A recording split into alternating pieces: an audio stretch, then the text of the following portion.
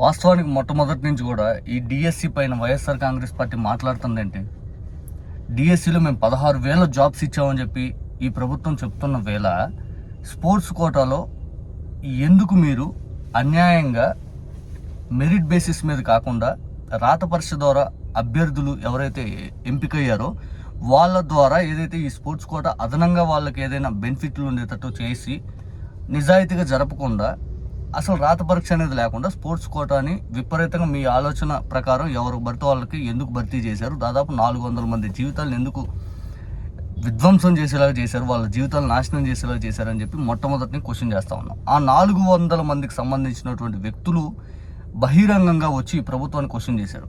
జగన్మోహన్ రెడ్డి గారు వాళ్ళందరినీ ప్రపంచాన్ని చూపించారు. ఆ రోజు కొంతమంది బాధ అయితే వర్ణాతీతం. ఒక మహిళ అయితే కృష్ణా జిల్లాకు చెందినటువంటి ఒక మహిళ, అందరం ప్రార్థన పెట్టుకున్నాం, స్వీట్లు పంచుకున్నాము. ఆ చివరాఖరికి వచ్చేసి ఒక్కసారిగా నాది మెరిట్ లిస్ట్లో లేకపోవడంతో నేను చాలా బాధపడ్డాను. ఆఫర్ లెటర్ అనేది లేదు, తీరా చాలా అన్యాయం అయిపోయిందని ఏడ్చి కన్నీళ్ళు అని చెప్పి ఆ మహిళ చాలా బాధపడింది. ఇట్లాంటి వాళ్ళు చాలామంది. ఇదే కృష్ణా జిల్లాకు చెందినటువంటి నవీన్ అనే వ్యక్తి అవుట్ సోర్సింగ్ ఎంప్లాయ్గా ఇక చేస్తున్నాడు. అందుకే జిల్లా ఫస్ట్ వచ్చినటువంటి వ్యక్తిని కూడా ఆఖరికి మెరిట్ లిస్ట్లో లేకుండా తీసి పక్కన పడేశారు. ఇంత దారుణంగా ఈ డిఎస్సి ఎగ్జామ్ అనేది కండక్ట్ చేసి ఈ స్పోర్ట్స్ కోటాలో అవకతవకలు జరిగినాయి. మిగిలిన వాటి గురించి మాట్లాడలేదు. కేవలం ఈ స్పోర్ట్స్ కోటాలో దాదాపు 400 మంది జీవితాలని నాశనం చేసేలాగా ఈ ప్రభుత్వం అన్యాయమైన నిర్ణయాలు తీసుకుంది. అందులో భాగంగా మొట్టమొదటి ప్రభుత్వం చేసింది ఏంటంటే, గతంలో మెరిట్ బేసిస్ మీద రాత పరీక్ష ద్వారా ఎంపికయ్యే ఆ పరీక్షను అనేది తీసేసి స్పోర్ట్స్ కోటాకు సంబంధించి వీళ్ళు 2 జీవోలు, జీవో నెంబర్ 4, జీవో నెంబర్ 25 అని చెప్పి 2 జీవోలు ఇచ్చి కేవలం ఈ స్పోర్ట్స్ కోటా ద్వారా ఈ సర్టిఫికేట్లు ఎవరైతే ఉన్నారో వాళ్ళకే జాబ్లు అని ఇచ్చేశారు, ఈ రాత పరీక్ష అనేది లేకుండా. తర్వాత ఈ ఎగ్జామ్ అయిపోయి, డిఎస్సి ఎగ్జామ్ అయిపోయి అందరిని ఎంపిక చేశాక మళ్ళీ జీవో నెంబర్ 23 అని ఇంకో జీవో ఇచ్చి ఈ రాత పరీక్ష అనేది మళ్ళీ పెట్టాల్సిందే. అంటే ఇంకా భవిష్యత్తులో ఈ ఆంధ్రప్రదేశ్లో ఏ ఎగ్జామ్ కండక్ట్ అయినా కానీ రాత పరీక్ష అనేది తప్పనిసరిగా ఉండాల్సిందే అని చెప్పి స్పోర్ట్స్ కోటాకు సంబంధించిన వాళ్ళని రాత పరీక్షలో హాజరవ్వాలని చెప్పి ఇచ్చారు. మరి డిఎస్సికి ఎందుకు రాత పరీక్ష పెట్టలేదు? స్వయంగా నారా లోకేష్ గారు ఈరోజు అసెంబ్లీలో అవును రాత పరీక్ష పెట్టలేదు, పివి సింధుతో పోల్చాడు. పివి సింధు అంతర్జాతీయంగా మన భారతదేశాన్ని మన భారతదేశ గర్వాన్ని చాటిందమ్మ. భారతదేశం తరఫున మన జాతీయ ఖ్యాతిని నిలిపిందమ్మ. అటువంటి పివి సింధుని వీళ్ళందరితో పోలుస్తారు. ఎవరు inter school competition, inter university competition, లేకపోతే ఈ జిల్లా లెవెల్లో ఆడే వీళ్ళని ఆడబోలుస్తారు ఆమెతోటి. ఏమనుకోవాలా? దీనిపైన వెంకటకృష్ణ ఏడుపు చూడాలి. గల్లీ పోరాటం అంట. గల్లీ పోరాటం అంటే నీకు 400 మంది జీవితం గల్లీ పోరాటం లాగా ఉందా? అసెంబ్లీకి రా, అసెంబ్లీకి వచ్చి మాట్లాడు అని చెప్పి నేను విజ్ఞప్తి చేశాను. నారా లోకేష్ గారు విజ్ఞప్తి చేశారంటే అసెంబ్లీకి వస్తే టైం ఇస్తారా? సీఎం గారు గంట మాట్లాడితే ప్రతిపక్షంగా జగన్ గారికి కూడా గంట సమయం ఇవ్వండి. మేము 2 నిమిషాలు ఎమ్మెల్యేకి ఇచ్చినంత సమయం ఇస్తామంటే ఎలా మాట్లాడతారు ఎవరైనా? ఆ 2 నిమిషాలు ఏం మాట్లాడతారు? అంటే 400 మంది జీవితాలు కనీసం ప్రస్తావించడానికి కూడా అసెంబ్లీలో సమయం లేకుండా చేస్తామని మీ అహంకార గర్వమా? మీ అహంకార గర్వమా? నారా లోకేష్ గారు దొరకడంతో మీరు ఎందుకు సమాధానం ఇచ్చారు అని చెప్పి వెంకటకృష్ణ మాట్లాడతాడు. అసలు మీరు ఎందుకు సమాధానం ఇచ్చారు? వాళ్ళు గల్లీ పోరాటం చేస్తుంటే 5 అని అంటాడు. ఆ సమాధానం ఇవ్వకుండా ఎవరికి ఇస్తారు? అంటే ఈ రాష్ట్రంలో అధికారం వచ్చేసి మా ఇష్టం చెలాయించుకోవడానికే? అంటే 400 మంది జీవితాలు మీకు తేలిగ్గా అనిపిస్తూ ఉన్నాయి. మేము సమాధానం ఎందుకు ఇచ్చారు వాళ్ళు అడిగేదానికంటే, రాష్ట్రంలో అంట ఈ టీచర్లందరూ రోడ్డు ఎక్కారంట, ఈ డిఎస్సి సంబంధించిన అభ్యర్థులందరూ రోడ్డు ఎక్కారంట, ఈ డిఎస్సి ఫెయిర్గా జరిగింది 5 అని. నిజంగా డిఎస్సి ఫెయిర్గా జరిగిందో జరగలేదో మేము ఇక్కడ మాట్లాడేదానికంటే ఈ స్పోర్ట్స్ కోటాకు సంబంధించిన అంశం గురించి మేము మాట్లాడుతున్నాం. వాళ్ళే బ్లాక్ షీప్ అనేది.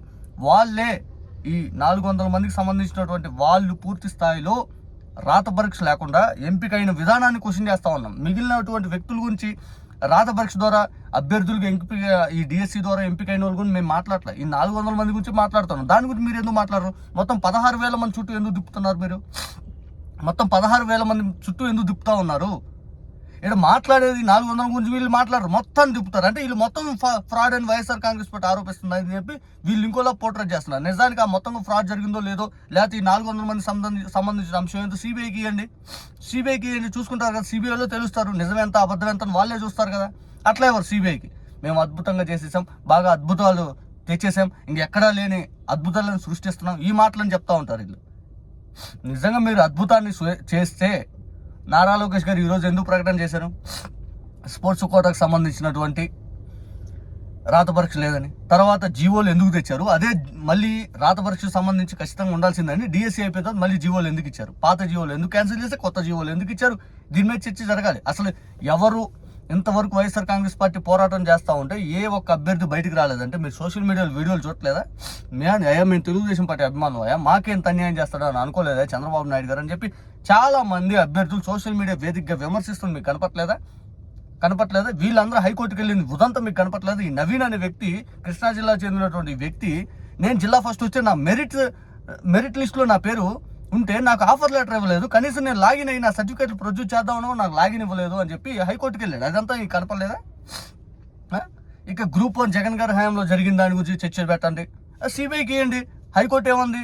అక్కడ క్లియర్గా ఎటువంటి మాల్ ప్రాక్టీస్ అని జరగలేదు. ఓఎంఆర్ షీట్లో ఏదైతే మనం ఆన్లైన్లో కరోనా లాంటి విపత్కర పరిస్థితులు ఎక్కువ రోజులు ఉంటే ఇబ్బంది జరిగిద్ది, ఇవన్నీ మళ్ళీ ఫ్రాడ్ అయిద్ది అని చెప్పి అప్పటికప్పుడు ఆన్లైన్లో వెరిఫికేషన్ అనేది చేసి ఎక్కడ ఓఎంఆర్ షీట్లో కరెక్ట్గానే ఇచ్చారు అని చెప్పి ఇదే సిట్ వాళ్ళు హైకోర్టుకి చెప్పడం జరిగింది.